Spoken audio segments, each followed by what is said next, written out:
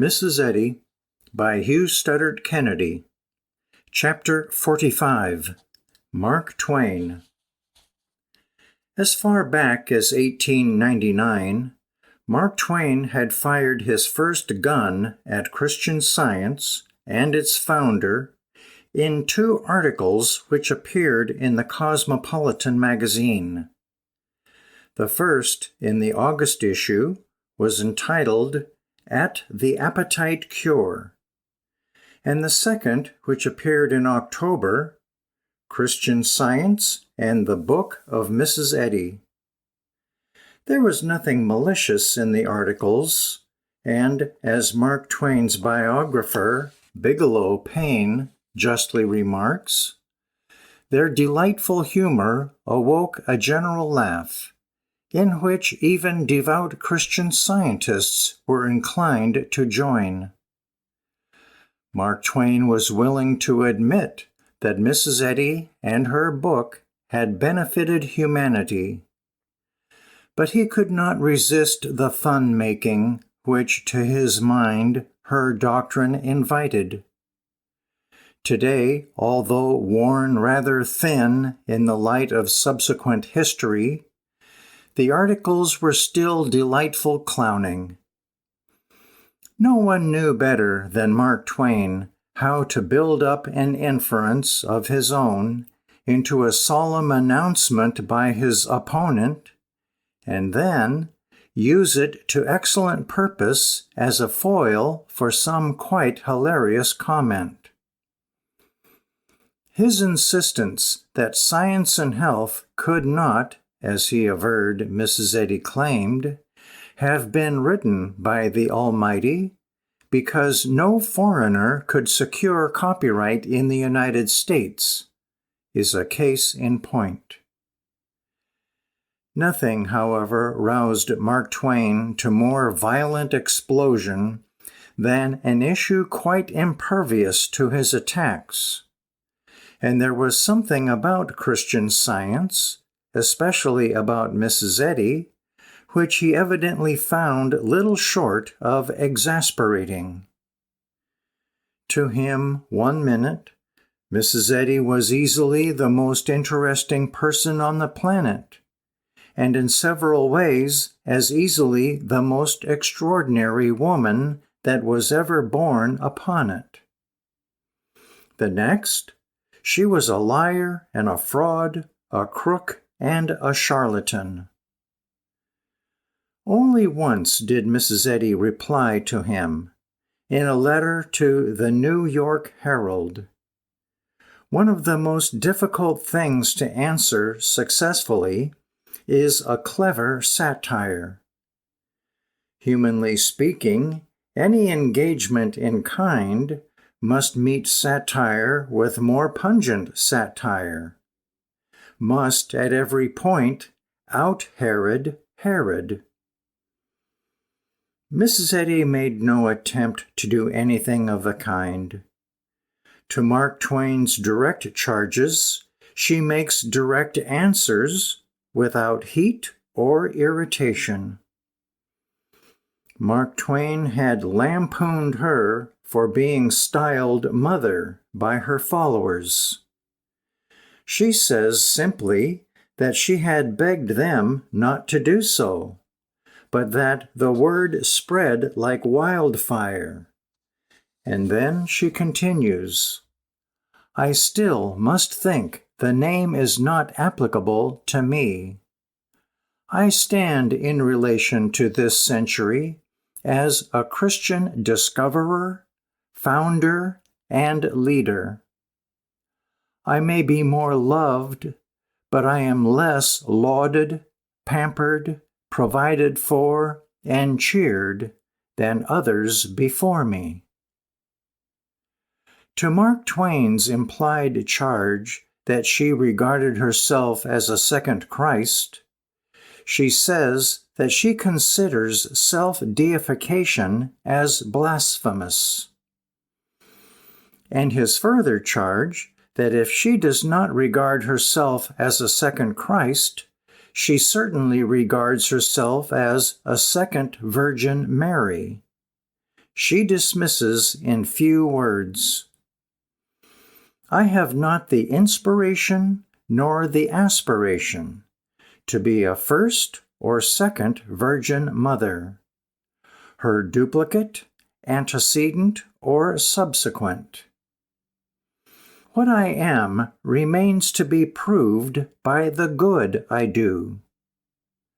We need much humility, wisdom, and love to perform the functions of foreshadowing and forecasting heaven within us. This glory is molten in the furnace of affliction. But if Mrs. Eddy dismissed Mark Twain's attack thus briefly, there was among her followers one, at least, who thought it might be done more thoroughly. And when Mark Twain, in the early days of 1906, collected his articles together, added to them others not previously published, and issued the whole in book form under the title of Christian Science, Edward Kimball undertook to make reply in the Cosmopolitan magazine. His article appeared in the May issue and immediately attracted widespread attention, not only for the skill with which it dealt with Mark Twain and his book, but because of its simple yet masterly exposition of his concept of Mrs. Eddy's teaching. The problem before Mr. Kimball was a difficult one. Mark Twain was at the height of his popularity, and he was armed with the deadly weapon of satire, which no one in his generation knew better how to handle. Kimball himself admired Mark Twain immensely, and he made no effort to conceal his admiration. His line of attack, if so it should be called, is that of Mark Antony. Brutus is an honorable man. They are all honorable men, is its underlying theme. And the effect in the case of Mrs. Eddy runs true enough to form. By the time he is finished with the honorable man and his friends, they seem somehow to have lost no little caste and importance. Mark Twain's objections were, in many respects, very human objections. When the pure fun-making in them had been eliminated, they were the objections of the man in the street. Edward Kimball's replies were very human replies. His opening sentence is certainly calculated to arrest attention. By way of justification, in part, of the Christian Science propaganda, he writes, the reader of this article is asked to consider for a moment the startling statement of fact afforded us by medical authority, to the effect that of the 50 million people who die every year, 1/2 die prematurely. It may be presumed that before dying, nearly all of these people tried to get well, and that in this effort they had recourse to some form of material means. Finally, it may be concluded that at least 25 million people die annually because of the insufficiency of material means to cope with disease. Having thus laid before the readers an incontrovertible statement, Kimball goes on to pay warm tribute to the grand men and women who, as medical practitioners, have struggled on through the fluctuations of success and failure, ever deploring the instability of medical theories and the inadequacy of material remedies. Thus, in 2 brief paragraphs, he laid before his readers what most people would be compelled to admit was a tragic need and the tragic inadequacy of the means so far devised to meet it. Christian Science, he insisted, had no quarrel with any man who sought by any means to meet so urgent a need.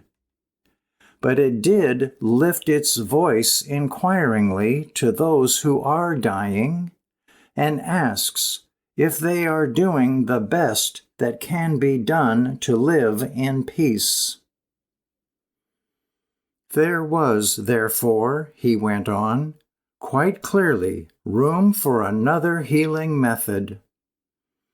Indeed, there was an urgent call for one, and where the need was so great and the provision for help so utterly inadequate, it surely ill became anyone to heap contumely on a woman who had it in her heart to render what aid she could. Nearly 40 years ago, he writes, Mrs. Eddy proclaimed to the world certain postulates of a religio-scientific nature, and declared that the verity thereof can be demonstrated with scientific accuracy. She insisted that God, the sole creator of all that has actual, legitimate existence, has not created or procured disease and does not make use of it or cooperate with it for any purpose. She declared that sickness is an abnormality, wholly illegitimate, unlawful, and unnecessary, that it is not a natural, indispensable, or irresistible incident of man's normal experience, and finally, that sickness, being at most but a disorder of human procurement, can be and will be exterminated. And then, warming to his subject, he continues, she declared that the demonstrations of Jesus, instead of being works of mystery, were in attestation of the divinely scientific verity that the nature, power, and law of God are adequately available to a sick man and are spontaneously responsive to his need.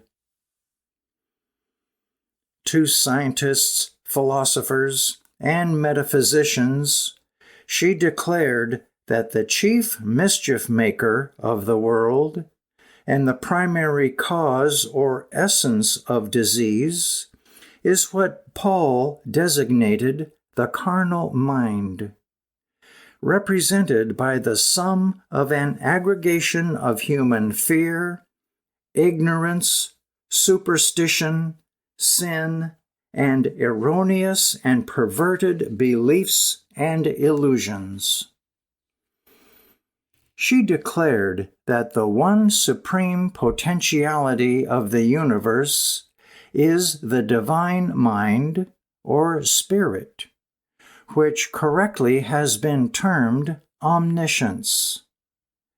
And furthermore, that this mind, which was also in Christ, is equal to and is all that will ever affect the redemption of mortals from sin and sickness. If these things be true, then it follows that the verity thereof sanctions the unlimited hope and favorable expectations of everyone whose earthly sojourn is beset by disaster.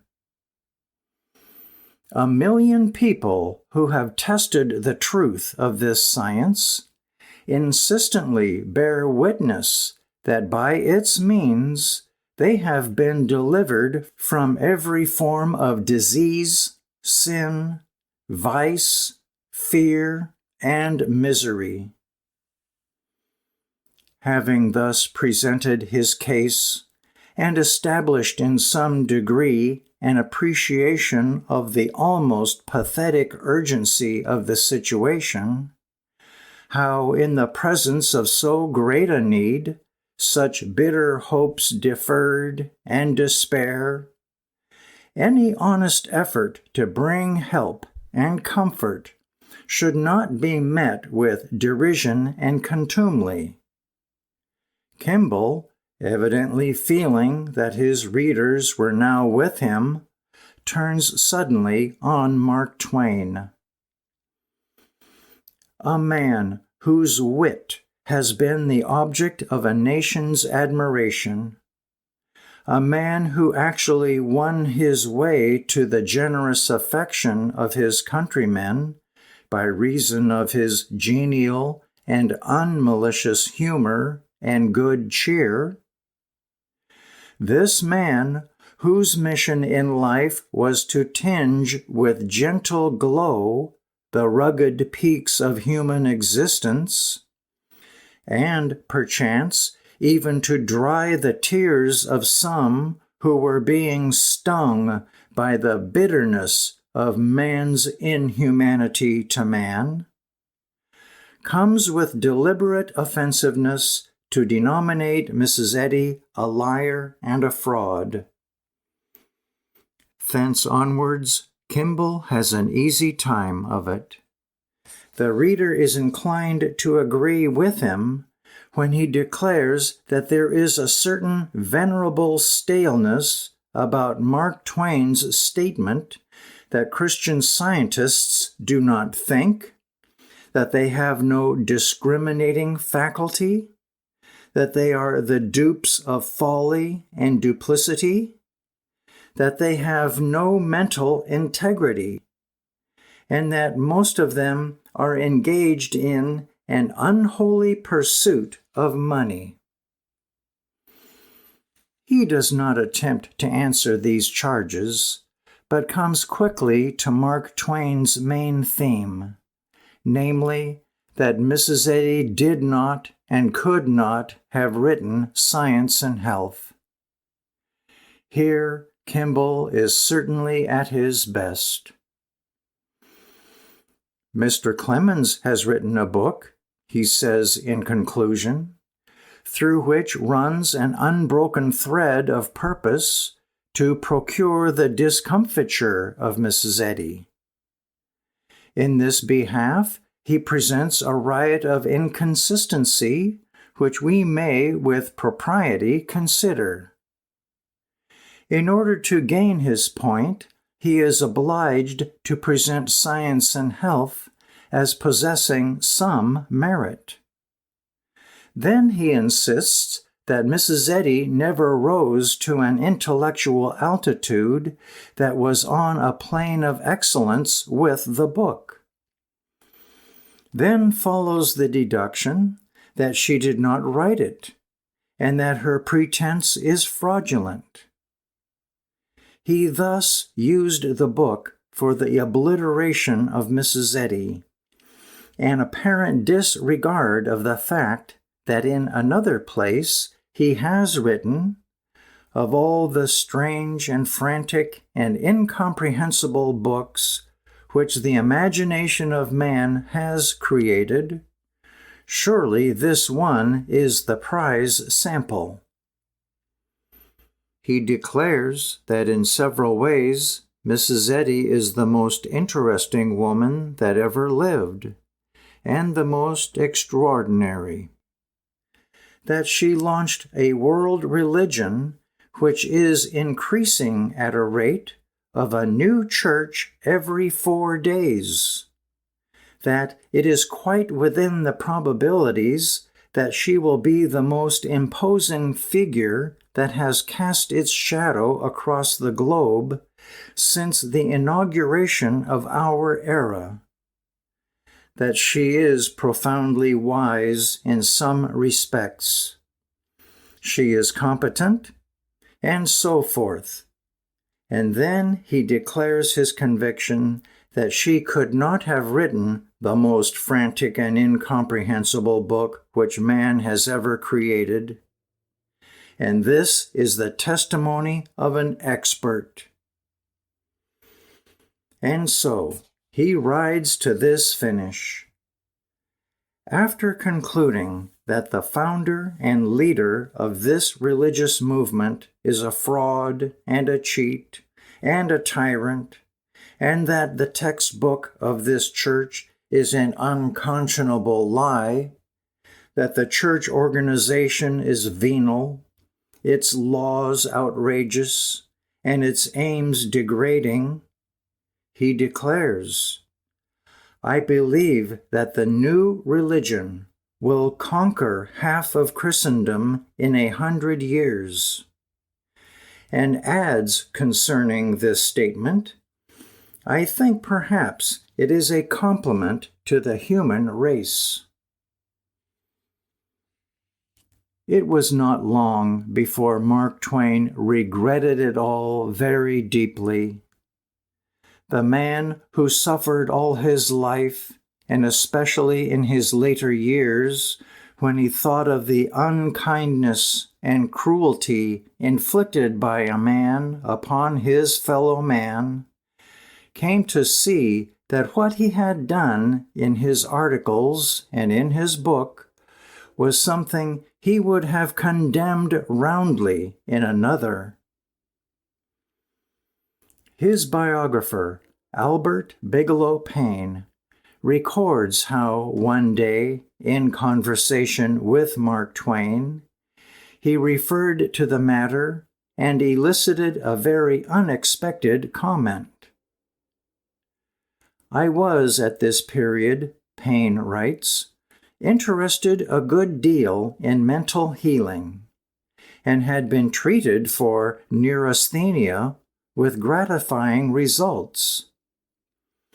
Like most of the world, I had assumed from his published articles that he condemned Christian Science and its related practices out of hand. When I confessed rather reluctantly one day the benefit I had received, he surprised me by answering, "Of course you have been benefited. Christian Science is humanity's boon. Mother Eddy deserves a place in the Trinity as much as any member of it. She has organized and made available a healing principle that for 2,000 years has never been employed except as the merest guesswork. She is the benefactor of the age." Mark Twain's fun-making, as far as Christian Science was concerned, remained for many years and still remains, but the sting has long since gone from it. There was, however, already developing, even before Mark Twain launched his satires, a far more deadly attack, and by a man of very different character.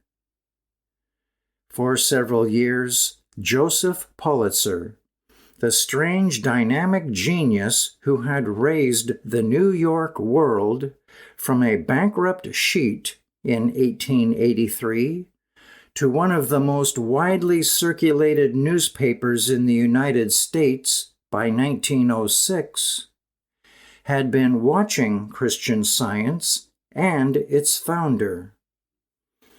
With that sure instinct for news, which helped to make him one of the outstanding figures in modern journalism, he saw from the first the news possibilities of Christian Science in general, and Mrs. Eddy in particular.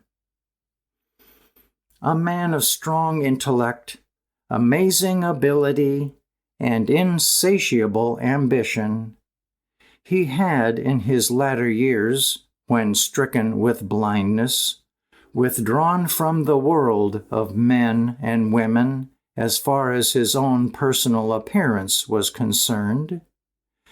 But from the cabin of his yacht, or from some place of seclusion in the south of France, or the coast of Maine, he kept control of every detail of his great paper.